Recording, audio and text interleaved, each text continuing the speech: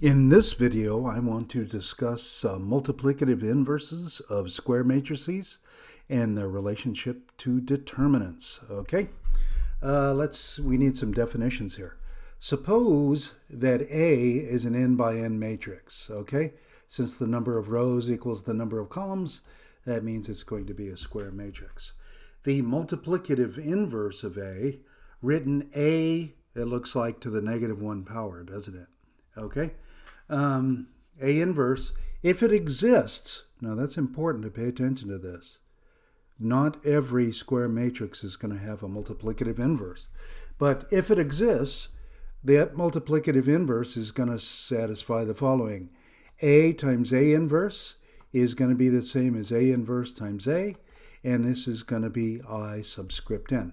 Remember what that was? That was the multiplicative identity, right? So that would be the n by n matrix with ones down the main diagonal, right? And then zeros everywhere else, okay? Right, so if I have two matrices and they have this relationship, then they're actually inverses of each other, would be another way to think of it. Okay, and I want you to just notice right here, clearly from this definition here, just throw this in, A inverse would also have to be an n by n matrix, okay? In order for this to even make sense, right? These equations above. Okay, now I'm just going to throw in a fact, and we're going to see why it works, at least in the case of 2 by 2 matrices, here in a few minutes. Here's the fact that you need to remember.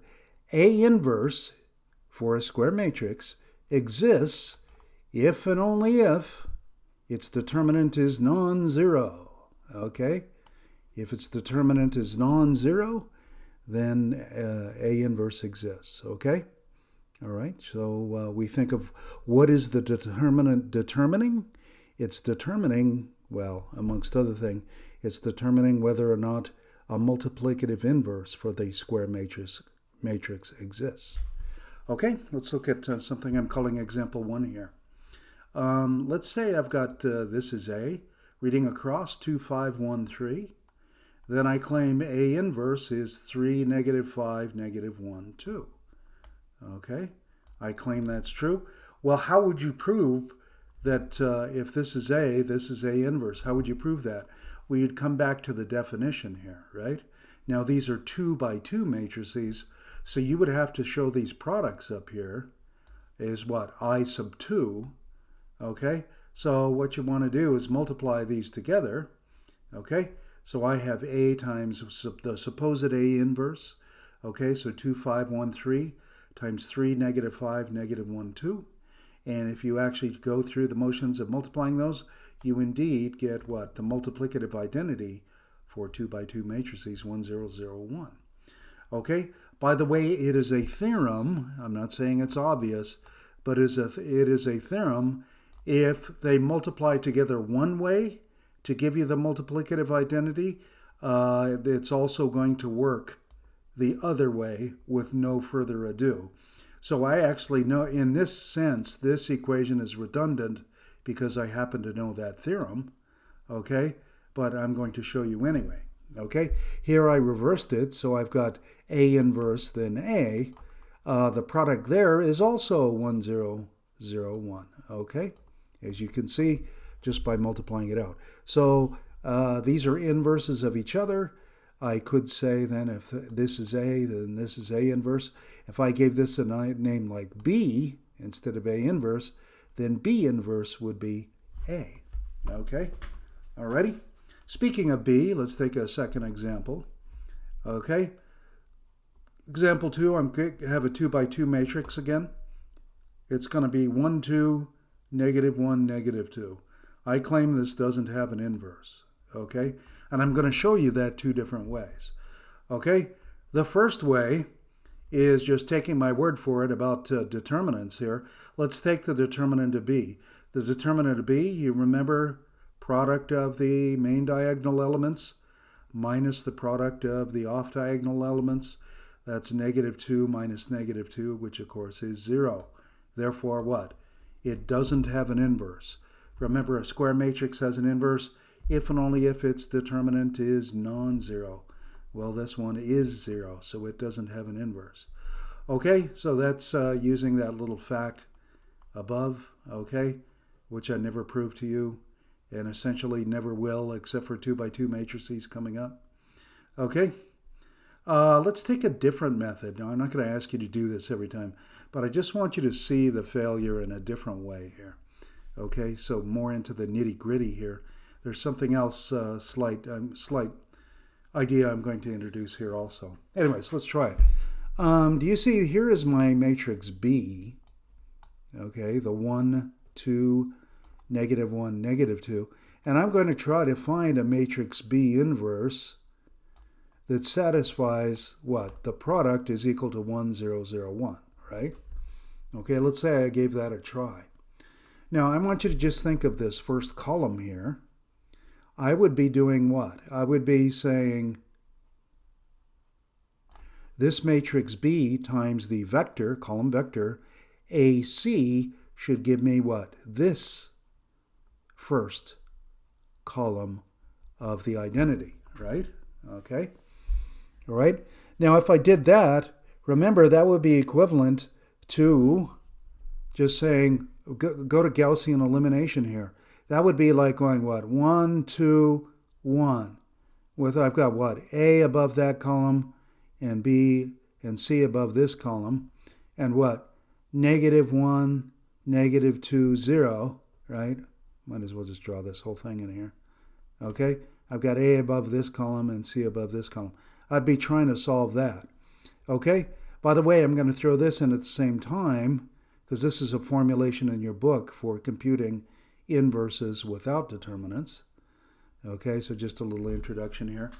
Notice that if I have the BD, which is the second column for B inverse, supposedly, then what? BD times cap B here, so 1, 2, negative 1, negative 2, would have to give me this second column here, right?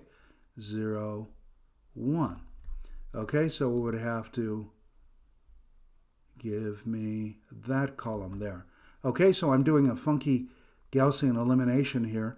I'm just considering what? 2 columns. It's like sort of like 2 problems in one. Okay, one where the answer, quote unquote, is 1, 0, and the other where the answer is 0, 1. Of course, the variables, or the unknowns, I should say, would be better. In the second case for this column is not A and C, that's what? B and D. Okay, but I would end up getting this right here. Okay, that would be for B and D. Notice that I used a different color scheme on that. But anyway, so let's just note here, let's consider this as a Gaussian problem, right? Gaussian elimination. I want to get it in row reduced echelon form.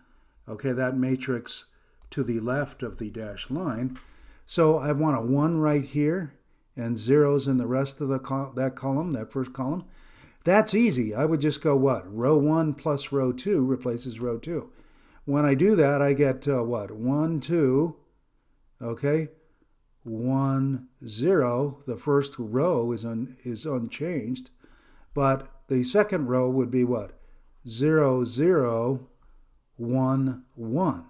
Okay? All right, so I added the first row to the second row. Okay, leaving the first row unchanged, but I changed the second row here. And now you notice here, I've got what? 0, 0 equals 1, or that's for the A and C, or 0, 0, or 0, 0 for the BD equals 1 also over here. In any case, this is impossible, right? Because this is saying 0 A's plus 0 C's should be 1. Or conversely, 0 B's and 0 D's should be 1. This is impossible. It's saying 0 equals 1. Okay? So you can see that this definitely does not have an inverse. And that's directly using the definition. Okay? Alrighty? Alright. Anyway, so reading in the book here, in the cases where it really does work, what you do, in a case that it does work, what you do is keep working this matrix down till it's what? 1, 0, 0, 1. And over here, you'll have the inverse. The inverse will be sitting right over here. Okay, I'm not going to do any more of that in this lecture. Okay, but you can read that in the book. I will try to put up a video about that also. Anyway, you can see it doesn't work here. Okay, let's now talk about finding the multiplicative inverse of a 2 by 2 matrix using determinants. Okay, now here I'm just going to give you a formula for the inverse. Okay, suppose cap A here is A, B, C, D. Okay, I'm not using the double subscript notation. I'm just making it a little easier than that. Then I claim the following. A inverse is 1 over the determinant of A, which means, obviously, determinant of A better not be 0. If it was 0, you'd be going 1 over 0, and there's no such thing, right? So you see, you run into a problem where the determinant is 0. But the rest of it, here it is. It's D, reading across, D, negative B, negative C, A. Now, I'll tell you how I remember these, how to do this. I always remember 1 over the determinant goes on the outside as a scalar multiplier, okay? But on the inside, in the actual matrix entries here, here's what I do. I interchange these two elements in the main diagonal, just interchange them. That's all I've done here, okay? The other two elements, the off-diagonal elements, I do not interchange them, but I do what? I change their signs. Okay, so I negate them. Okay, so if they're negative, they turn positive. If they're positive, they turn negative. All right, so I'm changing the sign on those. Okay, there it is. Now, the proof of this is what? Well, if you just multiply these two matrices together, I promise, I didn't write it out, but I promise you're going to get 1, 0, 0, 1 in the end. Okay, it works. Okay, so there's a quick and easy way to find the multiplicative inverse of a 2 by 2 matrix. Now, I'll mention this. There is a way to do this, a generalization of this, to general n by n matrices. I'm not going to go through that method because it gets a little complicated. That's beyond the purview of this course, okay? So I'm just going to show you how to get the multiplicative inverse of 2 by 2 matrices using determinants, okay? Alrighty. Let's try it here. It's really easy here. Okay, let's say A is 2, 5, 1, 4, reading across, okay? Okay, first thing, let's take the determinant of A, okay? That's 2 times 4 minus 1 times 5, that's 3. That's not 0, right? So what does that mean? That means A has an inverse, right? A multiplicative inverse. When I say inverse here, I don't mean additive inverse. I always mean multiplicative inverse. Additive inverse is trivial here. You just change the sign on every entry. Okay? Multiplicative inverse is much more interesting. So I write A inverse, or A to the negative 1 power, it looks like. I go what on the outside? 1 over the determinant. Okay, so I go 1/3 on the outside. Okay? Now, what do? Remember, we interchange the main diagonal elements. So 4 and 2 get interchanged here. Now, the 1 and the 5 I do not interchange. I leave them where they are. But what do? I multiply them by -1. I change their signature. I change their sign. I negate them, however you want to think of it. So 1 becomes -1, 5 becomes -5. Now, the last step here, I'm going to multiply through with the 1/3. Remember how scalar multiplication works? The scalar multiplies on the matrix or the array. It multiplies on every single entry. So I've got 4/3, -5/3, -1/3, 2/3. And I promise you, if you take these two matrices, A and this guy that I'm claiming is A inverse, multiply them together, you'll get 1, 0, 0, 1. Okay? All right, you can practice if you don't believe it. If you're a skeptic, if you're from Missouri, sorry, you can do it. You can do it yourself. You'll see it works. Okay? Let's try another one. Let's say I've got C is 1, 3, 2, 7. Okay? Does that have an inverse? And if so, can you find it? Okay? Let's find its multiplicative inverse. The determinant of C is what? 1 times 7 minus 2 times 3. Okay, so that's 7 minus 6 is 1. Okay? So my inverse, C inverse, is going to be 1 over, right? It's the reciprocal. It's the multiplicative inverse, you would say, in the real numbers of the determinant here. So it's 1 over 1. Okay, what do we do with this fellow? Interchange the main diagonal elements, so the 7 and 1 get interchanged, negate the remaining elements, the off-diagonal elements. So it's -2 and -3. And notice that this is what, an integer matrix, right? So it becomes 7, -3, -2, 1. If my original matrix consisted of integers, an integer matrix, when am I going to have an inverse that is also an integer matrix? The answer is if the determinant is plus or minus 1, right? Because I'd be dividing by plus or minus 1 out here, right? And multiplying. Or if you want, dividing every entry by plus or minus 1, I'm going to be giving integers, right? I'm going to have integers. Alrighty? Okay. Now, what are multiplicative inverses good for? We'll talk about solving linear systems with them. Okay? So yet another method of solving linear systems. So we had Gaussian elimination, and then we had what? Cramer's rule, and now we're going to have multiplicative inverses. Okay? Now, let's go back to just algebra 1 here. Suppose I asked you to solve this equation. 2/5 x equals 7/9. Okay? Now, I want to solve for x. You might think about dividing on both sides by 2/5, but I don't want to talk about division because I don't have to. Okay? Plus, there is no division when we talk about matrices. Okay? There's only multiplicative inverses. There's not division as such. That ultimately comes back to the idea because matrix multiplication is not commutative, okay? And order matters when you're multiplying. But here's the idea, okay? You remember this from basic algebra 2. The multiplicative inverse of 2/5 is 2/5 to the -1 power, right? Okay, looks very good. That's 5/2, okay? Why is it the multiplicative inverse? Because 5/2 times 2/5 in either order equals 1, right? 2/5 times 5/2 is 1, and 1 is the multiplicative identity for the real numbers. Okay? Now here's our trick here. We're going to multiply on both sides rather than divide by that inverse, 5/2. Okay, so I got 5/2 on both sides.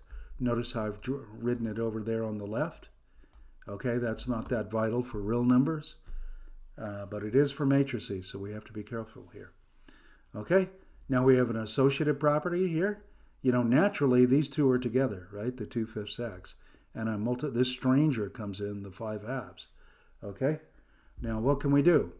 In fact, these two can come together and leave x out in the cold for a minute, right? This is the associative property. So I go 5/2 times 2/5, and then take that result and multiply by x. Over here on the left-hand side, I'm just leaving this as 5/2 times 7/9 because I'm interested in the form of the answer as well as the answer itself, okay? And it's important to retain that form. Okay, now what's the big deal about 5/2 and 2/5? Oh, they're multiplicative inverses of each other in the real numbers, so their product is 1. And the great thing about multiplying by 1 is, well, it's the multiplicative identity, so 1 times x is x, okay? So I've got x over on the left-hand side. On the right-hand side, I've got what? 5/2 times 7/9, and let's finally multiply that, 35 over 18, okay? So these ideas should be familiar to you from basic algebra here. Now, with college algebra, let's consider the following. Okay, I've got a system, a linear system. X plus 3y equals 4, 2x plus 7y equals 11. Okay, I claim we can write this as a matrix equation. Okay, I've got 1, 3, 2, 7 times xy is 4, 7. Okay, I think you can convince yourself, right? You know how to multiply matrices. You can see that it would be the matrix what? X plus 3y, 2x plus 7y equals what? 4, 11. Okay, and the only way those matrices can be equal if their corresponding entries are equal, and that would imply that just above. Okay, so these are saying the same thing in two different ways. We had a name for this matrix when we were talking about this idea to a certain degree. It's not exactly the same idea, But when we were talking about Cramer's rule, if you remember, okay, we called that the coefficient matrix, okay? These are 1, 3, 2, 7 are coefficients on x and y, respectively, right? Okay? All right. Now, what's the inverse of 1, 3, 2, 7? The inverse of 1, 3, 2, 7 is 7, negative 3, negative 2, 1. Okay, we actually did this in example 4. Okay? Now here's my idea. I'm gonna mimic what I did up here. Okay? I'm gonna follow along the same idea, the same type of procedure, but instead of real numbers, we're dealing with matrices. Now I'm gonna multiply on the left on both sides of the equation. Okay? If I multiply on the left on this side, I better multiply when I'm on this side. That square matrix better appear on the left side of the 411 also. I think you guys see what I mean here, right? Okay, dimensionally you can do this, right? This is what, a 2 by 2. This is a 2 by 2. The second one, that's the coefficient matrix. That's a 2 by 1, the xy. Okay, do you see that all boils down to what? These match, these match. The answer is a 2 by 1. How about over here? This is a 2 by 2, a 2 by 1. These dimensions in here match, and it's a 2 by 1. Okay, so I've got a 2 by 1 on each side, and they're actually going to be equal here. Okay, I mention this because sometimes when students use this method, it's nonsense, really. They somehow get these turned around. So the square matrix ends up after the 411. Well, that don't make no sense, okay? Because if you look dimensionally, you can't even multiply the 411 by the square matrix here on the right, okay?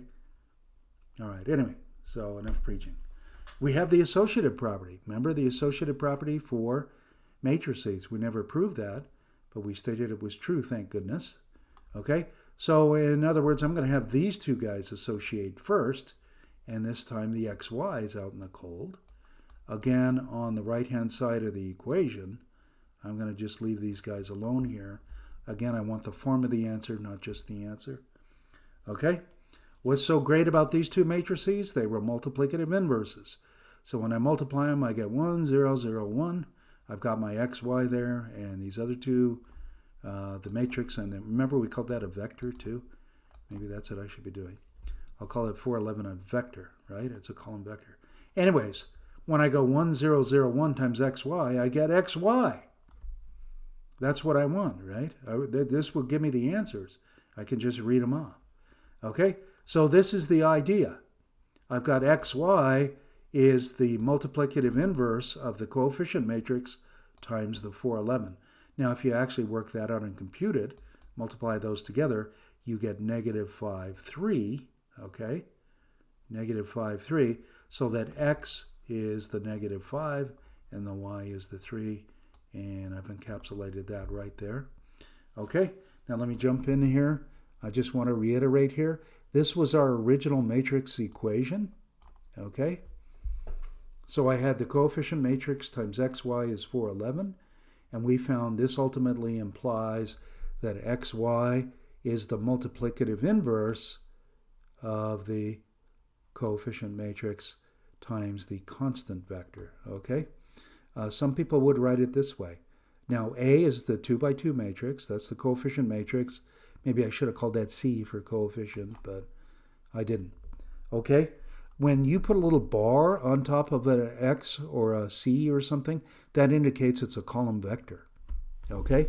So this, I'm going to call this X. Maybe I should have called it something else. Yeah, let's do that. Let's call it Z so you don't get mixed up here. A Z bar, this implies that A Z bar equals C. So do you see what the C bar is? That's that guy. The Z bar is that XY, and A is that 2 by 2. Okay? A Z bar equals C bar implies that the Z bar equals A inverse times C. Okay? So this is what we really want to remember. We go from here to here. Okay? we do not have to go through all these steps every time. See all these steps I took? Just that, it would be just like coming up here and doing this. You know, if somebody gave me this, I would multiply in my head by 5/2 on each side and go x is 35 over 18. You know, I wouldn't have to necessarily write every step here. But every step needs to be justified once, okay, in our minds, how this works. Because you notice algebraic properties crept in. We had what? We had the existence of a multiplicative inverse first. And then we had what? The associative property. You know, that's playing its role in here. Then we had what? One is a multiplicative identity. If the matrices didn't have those properties, then we couldn't be doing this. Okay? Anyway, so there we go. Okay, do you understand that? A z bar, that's how some people would read it, equals c bar, implies that z bar equals A inverse of c bar. Of course, A inverse better exist for this to work, right? Its determinant better be non-zero then. Okay, let's do another one here. Solve by the inverse, okay? Okay, that's not worded very well. When it comes to the exam, I'll word it a little bit better. But I got 3x plus y is 2, x plus 5y equals -1. Now, you have to solve by the method I asked for to get credit. What's the first step? Just write as a matrix equation. And you see it's 3, 1, 1, 5 multiplied by xy is the 2, -1. Okay, piece of cake. Okay, find the inverse of the coefficient matrix. I haven't done that yet. Okay, all right, remember how to do that? So I said the inverse equals, right? So I took the matrix and put that superscript -1 up there. That means it's the inverse of the coefficient matrix 3, 1, 1, 5. Okay, we know the formula. It's 1 over the determinant. How do you find the determinant? That would be 3 times 5 minus the product of the off-diagonal elements 1 by 1. Okay, that'll sit on the outside for now. And then what? Interchange the main diagonal elements, the 5 and the 3. Don't interchange the off-diagonal elements, but negate them. Change their signs. And I got -1, -1 there. Okay, that's actually what? 1/14. Okay? Now, that 1/14 would multiply in every single entry here, right? Okay, it would multiply in every single entry. I'm not interested in doing that, and I'll show you why here. Instead, remember how our solution is going to be this thing? Okay, it's going to be that up there. Okay, I'm going to go like this.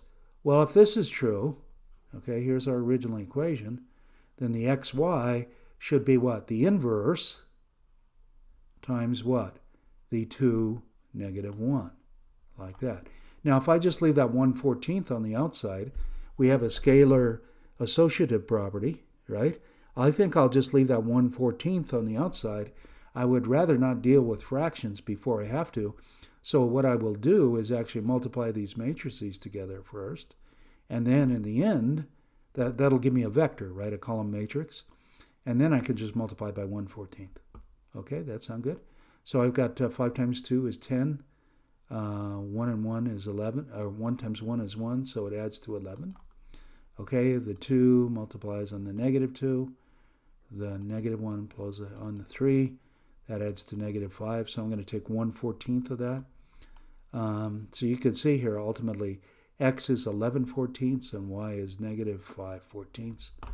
And you could plug those back into the original equation, system of equations, and see if it works or not. I believe it does. So there it is. Well, hopefully you understood this and you can tackle some of those problems now. Okay.